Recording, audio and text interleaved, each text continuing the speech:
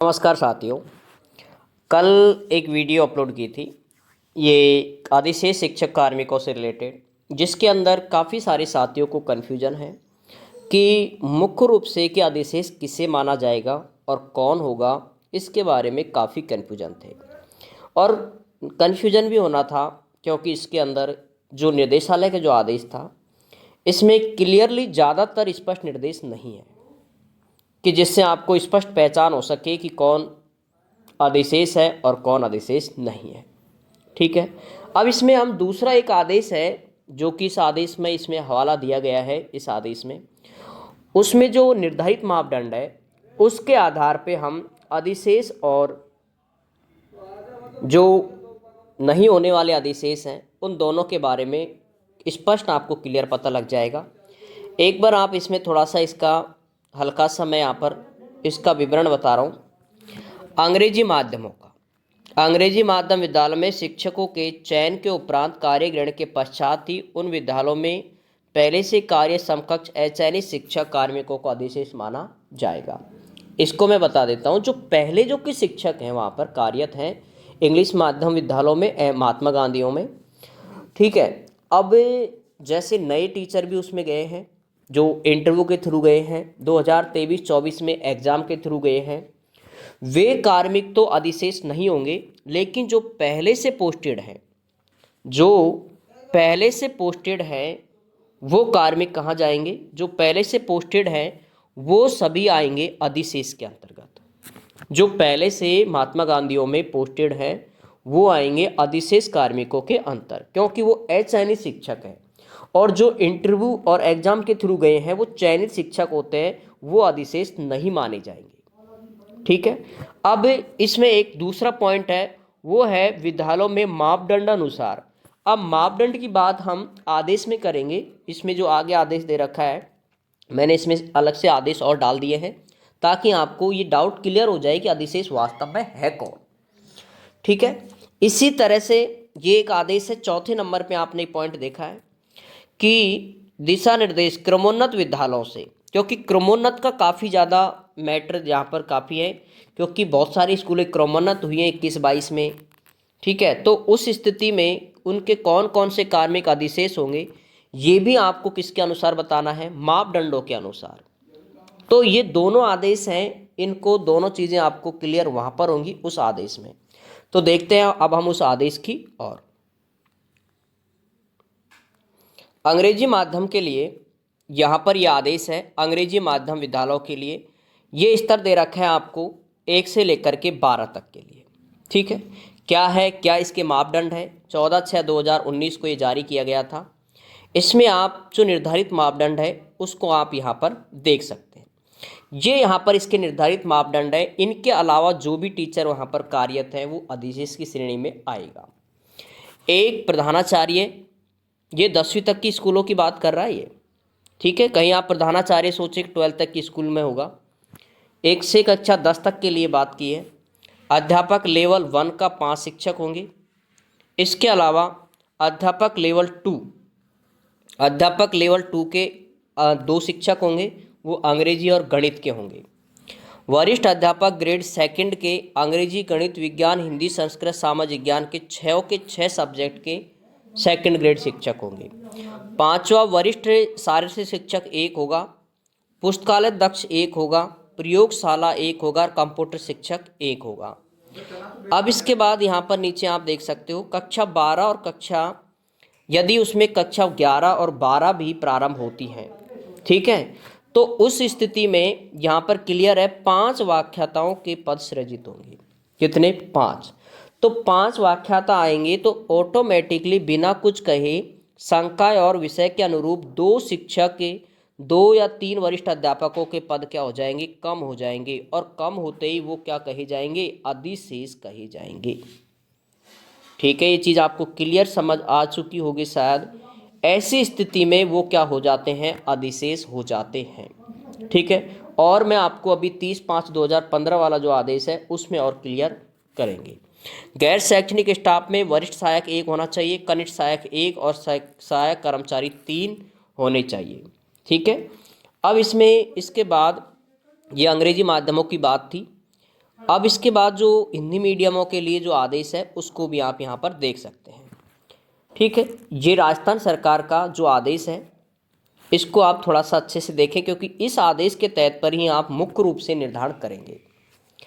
30/4/2015 को राजस्थान सरकार के द्वारा जारी किया गया है। क्या मापदंड है वो आप यहाँ पर स्टेप टू स्टेप देखें और समझें इनको। उच्च माध्यमिक विद्यालय 1 से लेकर के 12 तक की क्लासों की बात कर रहे हैं। एक संकाय वाले, चाहे उसमें कला वर्ग हो, विज्ञान वर्ग हो, वाणिज्य हो, सिर्फ एक संकाय की बात कर रहे हैं। मुख्य रूप से जो डिपेंड करता है वो करता है आपका नामांकन। स्कूल का नामांकन बहुत ज़्यादा डिपेंड करता है इसके लिए। कक्षा 11-12 में नामांकन होना चाहिए 120, 9-10 में नामांकन होना चाहिए 120 और 6 से 8 में नामांकन होना चाहिए 105। कक्षा 1 से 5 तक का नामांकन होना चाहिए 60। ये इस परिधि के इर्द गिर्द होता है, तब ये 1 से 12 तक में संचालित शिक्षकों की संख्या इतनी होनी चाहिए। ये इसके मापदंड है। अगर ये नामांकन से कम होता है, ठीक है, नामांकन से कम होता है और उसके बाद इसमें जो निर्धारित पद हैं वो नहीं है, तो बाकी की जो शिक्षक होंगे वो आपको ऑटोमेटिकली प्रोसेस से अधिशेष की श्रेणी में आ जाएंगे। ठीक है, अब मैं यहाँ पर थोड़ा सा पहले बता रहा हूँ, फिर उसके बाद हम इनकी आगे चर्चा करेंगे मापदंड की। अगर किसी स्कूल में L2 का टीचर है, सेकंड ग्रेड टीचर है और लेक्चरार है, ठीक है, लेक्चरार फर्स्ट ग्रेड है। मैं एक विषय लिखता हूँ यहाँ पर हिंदी, ठीक है, अच्छे से समझें इनको थोड़ा सा ताकि आपको अच्छे से समझ आए। हिंदी का टीचर है, L1 L2 का भी टीचर है उसी स्कूल में, सेकंड ग्रेड भी टीचर है उसी स्कूल में और लेक्चरार भी है उसी स्कूल में। ठीक है, और नामांकन ये है जो इस परिधि में दिया गया है, नामांकन यही है। तो ऐसी स्थिति में जो L2 का टीचर है ना, वो आपको 6 से लेकर के 8 तक की क्लासें अच्छे से मैनेज कर लेगा, मतलब पढ़ा लेगा, और L2 का पढ़ाता भी है। यहाँ पर जो सेकंड ग्रेड जो 9-10 को पढ़ाता है, जो कि 9-10 को पढ़ाता है, ये इसकी जगह पर ये क्या हो जाएगा, अधिशेष आ जाएगा। ये अधिशेष, ये यहाँ पर क्या हो जाएगा, अधिशेष हो जाएगा। और इसकी जगह पर कौन काम करेगा, लेक्चरार, और लेक्चरार पढ़ाएगा 9 से लेकर के 12 तक की। ये चीज़ें आपको शायद समझ आई होंगी। अगर L2 का टीचर नहीं होता, अगर L2 का टीचर नहीं होता तो सेकंड ग्रेड भी उसी स्कूल में काम करता और लेक्चरार भी उसी स्कूल में काम करता। फिर उस स्थिति में यहाँ पर सेकंड ग्रेड अधिशेष की श्रेणी में नहीं आता। लेकिन अगर तीनों पोस्टेड हैं, देखो खाली होती है ना सीटें, आप देखें अगर L2 की सीट खाली है तो फिर कोई अधिशेष नहीं है, क्योंकि खाली सीटों के अधिशेष की स्थितियाँ नहीं होती हैं। लेकिन तीनों पोस्ट भरी हुई हैं, तीनों पे कार्यरत है, पदस्थापन है सभी का, तो ऐसी स्थिति में यहाँ पर सेकंड ग्रेड वाला टीचर है, ये अधिशेष की श्रेणी में आता है। क्योंकि एक संकाय वाले की बात कर रहे हैं, इसके अंदर 2 संकाय वालों के लिए अलग है, 3 संकाय के लिए अलग है। ठीक है, तो एक संकाय के लिए बात कर रहा हूँ मैं, तो सेकंड ग्रेड वाले को क्या किया गया है, यहाँ पर अधिशेष की श्रेणी में डाला गया है। और अगर L2 का टीचर नहीं है, वहाँ पर खाली पद चल रहा है, तो कोई अधिशेष नहीं होगा। इसके अलावा और यहाँ पर मापदंड है जिनको आप अच्छे से देखें, मैं इसको थोड़ा सा और क्लियर कर रहा हूँ। विज्ञान संकाय में देखो, 1 प्रधानाचार्य, 5 व्याख्याता, उसमें देखो अनिवार्य विषय के हो जाएंगे 2 हिंदी अंग्रेजी के, और ऐच्छिक विषयों के 3 हो गए 5। अब वरिष्ठ अध्यापक सिर्फ किसके होंगे, देखो वरिष्ठ अध्यापक होगा गणित का, सामाजिक विज्ञान का और तृतीय श्रेणी का। अब इसमें आप यहाँ पर देखें कि अगर जैसे हिंदी वाला जो लेक्चरार है वो सेकंड ग्रेड को पढ़ाएगा यहाँ पर, क्योंकि हिंदी का यहाँ पर देखो क्या दे दिया, L2 दे दिया। लेकिन गणित एक ऐसी विषय है जिसको देखो L2 भी है, सेकंड ग्रेड भी है, L2 भी है और लेक्चरार भी है। क्योंकि विज्ञान संकाय है तो निश्चित रूप से मैथ होगी वहाँ पर। तो गणित में तो तीनों का है, क्योंकि गणित का थोड़ा सा अलग सिस्टम यहाँ पर किया है इन्होंने मापदंडों के अकॉर्डिंग। लेकिन जो आप यहाँ देखो हिंदी का शिक्षक देखो आप, सेकंड ग्रेड हिंदी का शिक्षक खत्म है इसके अंदर, L2 है ना, L2 शिक्षक है, L2 है, सेकंड ग्रेड हिंदी का देखो ऑटोमेटिक क्या कर दिया, खत्म कर दिया यहाँ से, और उसको क्या कर दिया, फर्स्ट ग्रेड लेक्चरार बना दिया। ये चीज़ क्लियर हो गई होंगी आपको। अब इसमें देखो वही सभी में वही नियम है ये, ठीक है, सभी में वही नियम है, सिर्फ डिपेंड किसका करेगा, यहाँ पर ऐच्छिक विषयों के लेक्चरार हैं वही ऐच्छिक विषयों का होना जरूरी है, ठीक है। तो ये रहे, टोटल शिक्षक होने चाहिए कितने, 14, टोटल 14 शिक्षक है सभी में, वही वाणिज्य संकाय में है, वही कला संकाय में है। इनके आधार पर आपकी, अगर इनके अलावा जैसे 14 है टोटल, 14 प्लस आपके एक एक्स्ट्रा 15 हो रही है, तो जो 15 है ना, ये इसको अधिशेष जब माना जाएगा जब आपका नामांकन कम होगा और इसकी पोस्ट स्वीकृत नहीं होगी। नामांकन कम होगा और पोस्ट स्वीकृत नहीं होगी तो अधिशेष है, अगर नामांकन है तो आप इसे मापदंडों में टीचरों की संख्या बढ़ सकती है, ऐसा नहीं कि 14 ही फिक्स हो। भाई नामांकन ज़्यादा है तो ऑटोमेटिकली स्वाभाविक सी बात है कि वहाँ पर पोस्ट पद स्वीकृत भी होगा, और जो है नामांकन वो भी, सॉरी पद है, पद स्वीकृत होगा और उसको अधिशेष नहीं माना जाएगा। इसके अलावा देखो यहाँ पर आगे 6 से 12 तक की संचालित कक्षाएं हैं, उनमें 12 शिक्षक हैं यहाँ पर, एक प्रधानाचार्य व्याख्याता है यहाँ पर, 5 वरिष्ठ अध्यापक, 3 अध्यापक लेवल 2 के यहाँ पर हिंदी, अंग्रेजी और विज्ञान गणित का है ये यहाँ पर। अब देखें और आगे 9 से 12 तक की संचालित, यहाँ पर ये एक प्रधानाचार्य, ये तो है ही है, एक प्रधानाचार्य व्याख्याता वरिष्ठ अध्यापक, अध्यापक लेवल 2 सारे शिक्षक, टोटल 12 यहाँ पर संकायों के आधार पर आप देख सकते हो। 9 से 12 तक में कुल 9 9 और 10 हैं वाणिज्य संकाय में। इसके अलावा ये जो महत्वपूर्ण चीज़ें हैं वो थोड़ा सा आप और देखें। देखो फर्स्ट जो है, विज्ञान संकाय में अगर भौतिकी, रसायन और जीव विज्ञान 3 विषय ऐच्छिक विषय होने पर वरिष्ठ अध्यापक गणित का विषय दिया जाएगा, जबकि वहाँ ऊपर आपको पता है गणित को तीनों भागों में अलग अलग लिखा है, लेकिन यहाँ और क्लियर किया हुआ है मापदंडों को, उसमें भी देखो सेकंड ग्रेड के पद को नहीं बताया गया है। 1.13 में देखो, विज्ञान संकाय में अगर भौतिकी, रसायन और गणित विषय का है तो वरिष्ठ अध्यापक का पद भी क्या हो जाता है, नहीं दे होगा। तो आप वही प्रक्रिया सब में अपना लेना जो मैंने हिंदी वाले के लिए बताई है। 1.16 विज्ञान संकाय में जीव विज्ञान और गणित दोनों ऐच्छिक विषय होने पर अध्यापक गणित का स्थान का पद व्याख्याता गणित का पद दिया जाएगा, वही बात है जो अभी थोड़ी देर पहले बताई है। अब इसमें देखो L2 की भी बात कही गई है 1.15 में, वो आप देखें। विज्ञान संकाय में ऐच्छिक विषय भौतिक, रसायन, जीव विज्ञान होने पर अध्यापक लेवल 2 का पद विज्ञान विषय का, और ऐच्छिक विषय भौतिक, रसायन एवं गणित होने पर अध्यापक लेवल 2 का गणित के विषय का होना। ऐच्छिक विषय रासायनिक, भौतिक, जीव एवं गणित होने का अध्यापक लेवल 2 का गणित पद का विषय का होना होगा। वही बात है कि अगर फर्स्ट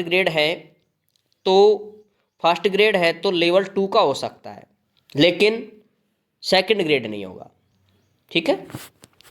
अब इसमें और भी चीज़ें हैं। नामांकन का विशेष योगदान है जो मैंने आपको पहले ही बताया था, और यहाँ पर देखो वापस इस चीज़ को लिखा गया है। ये कक्षा 11-12 का नामांकन 120 अधिक होने पर प्रत्येक अतिरिक्त 40 विद्यार्थियों पर एक अतिरिक्त विषय व्याख्याता शैक्षणिक कार्यभाग का आकलन करेगा, एक एक्स्ट्रा प्लस 40 से ज़्यादा। 9-10 में नामांकन 120 अधिक होने पर प्रत्येक अतिरिक्त 40 विद्यार्थियों पर एक अतिरिक्त वरिष्ठ अध्यापक करेगा। 6 से 8 में भी अतिरिक्त का बात है, 35 से ज़्यादा। वो चीज़ें हैं जो RTI 2009 के तहत जो दी गई हैं कि 40 और 35 वाला स्टूडेंटों का अनुपात टीचरों की तुलना में। 1 से 6 तक 5 तक में 60 प्लस नामांकन के अतिरिक्त है। उस स्थिति में भी यहाँ पर मापदंड निर्धारित किए गए हैं। 61 से 200 तक नामांकन और 200 से अधिक वाला नामांकन, जो आप यहाँ पर देख सकते हैं। इसके अलावा 2 संकाय वाले हैं, 2 संकाय वालों का भी ये मापदंड है। इसके अंदर 17 टीचर होंगे। विज्ञान, गणित, इसमें भी आप मापदंडों को देख सकते हैं। एक प्रधानाचार्य है, एक व्याख्याता 8 हैं, क्योंकि ऐच्छिक विषय 2 के अनिवार्य विषय 2 हिंदी अंग्रेजी के और ऐच्छिक विषय के 6, क्योंकि 2 संकाय हो गई तो 6 हो गए, 3-3। वरिष्ठ अध्यापक 3 होंगे, गणित, सामाजिक ज्ञान, तृतीय भाषा।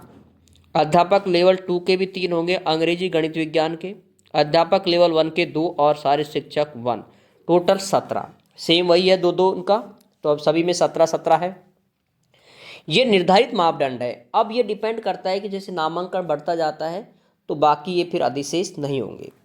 अब थोड़ा सा मैं प्रमोट वाले स्कूलों के बारे में और बता देता हूँ इसमें, कि प्रमोट वाले स्कूलों का क्या रहता है, यहाँ बता देता हूँ।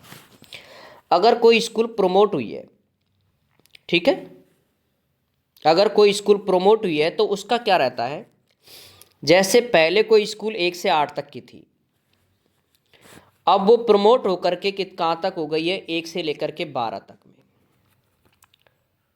कोई स्कूल 1 से 8 तक की थी और प्रमोट होकर के 112 तक में हो गई है, तो L1 L2 के सभी शिक्षक क्या होंगे, अधिशेष। ये बात थोड़ा सा ध्यान रखेंगे, क्योंकि प्रमोट वाली स्कूलों में सभी जो पहले के शिक्षक हैं वो सभी किस में आएंगे, अधिशेष में आएंगे। और ये ऐसे मेरे पास के विद्यालय में ही हुआ है, सभी शिक्षक अधिशेष की श्रेणी में हैं। लेकिन जो अभी आरपीएससी सेकंड ग्रेड से आए हैं, आरपीएससी सेकंड ग्रेड से जो भी टीचर आए हैं, चाहे वो हिंदी का हो, अंग्रेजी का हो, गणित विज्ञान का हो, वो अधिशेष नहीं होंगे, ठीक है, वो अधिशेष नहीं होंगे। और अभी उन्होंने 11वीं और 12वीं के जैसे भी पद स्वीकृत होंगे नहीं होंगे, वो उसके ऊपर निर्भर करेगा अभी वहाँ पर कितनी सीटें वहाँ पर स्वीकृत पद किए हैं या नहीं किए हैं लेक्चरारों के। लेकिन यहाँ पर जो L1 और L2 के शिक्षक हैं, समाज शिक्षक हैं, वो सभी क्या होंगे, अधिशेष की श्रेणी में आएंगे। तो ये चीज़ का थोड़ा सा ध्यान रखें, प्रमोट स्कूल वाले। और MG महात्मा गांधी का मैंने पहले बता दिया है। तो साथियों, अब मैंने निश्चित रूप से शायद इस आदेश को भी आपको बताया है, इस आदेश के मापदंडों को भी ध्यान रखेंगे आप, साथ में बीकानेर निदेशालय के जो आदेश दिया गया है उसको भी आप ध्यान रखेंगे। अब यहाँ पर आप देखें एक बार, अब यहाँ पर जो बीकानेर वाला आदेश था जिसको मैंने पिछले वीडियो में डाला हुआ है, 7 और 8 वाले पद को आप एक बार वापस से यहाँ से देख सकते हो कि प्रारंभिक और माध्यमिक शिक्षा के विद्यालयों में स्वीकृत पदों और मापदंडों अनुसार स्वीकृत योग्य से अधिक, मापदंडों के स्वीकृत जो मैंने अभी आपको मापदंड बताएं, इससे अधिक यदि कोई भी पद स्थापन कार्मिक है तो वो क्या माना जाएगा, अधिशेष की श्रेणी में माना जाएगा। इसके अलावा माध्यमिक शिक्षा में विभाग में विद्यालय में पदस्थापन वरिष्ठ प्रबोधक, वरिष्ठ शिक्षक कर्मी, पंचायत शिक्षक, कनिष्ठ शिक्षक, पैरा टीचर, टैली टीचर इत्यादि जितने पद हैं वे इन विद्यालयों में नहीं होते हैं, वो विभाग में अधिशेष माने जाएंगे। क्लियर, इनके पद अगर विद्यालय में नहीं होते हैं तो इनको अधिशेष माना जाएगा। इसके अलावा भी एक अलग से और दिया गया था जिसके अंदर इसके मापदंडों की बात की गई है, वो यहाँ पर आप 4 नंबर पे देखेंगे। पहले भी बताया है लेकिन एक बार अगेन देख सकते हो। क्रमोन्नत विद्यालय में शासन, इस आदेश को अभी आपने देखा है 30/4/2015 वाले को। अंकित मापदंडों के अनुसार स्वीकृत मापदंडों से अधिक कार्य शिक्षकों को क्या माना जाएगा, अधिशेष। अब क्या होता है, जो प्रमोट स्कूलें होती है ना, उसके अंदर सेकंड ग्रेड के पद स्वीकृत हो जाते हैं और जो बाकी के सारे कार्मिकों को अधिशेष दिखाया जाता है, इसलिए वो कार्मिक क्या हो जाते हैं, अधिशेष की श्रेणी में आते हैं। ठीक है साथियों, तो और इसकी चयन प्रक्रिया क्या होगी इसके बारे में भी मैं आपको अगली वीडियो में बता दूंगा कि वैसे इसकी प्रक्रिया होगी काउंसलिंग के थ्रू। ठीक है, काउंसलिंग के थ्रू होगी।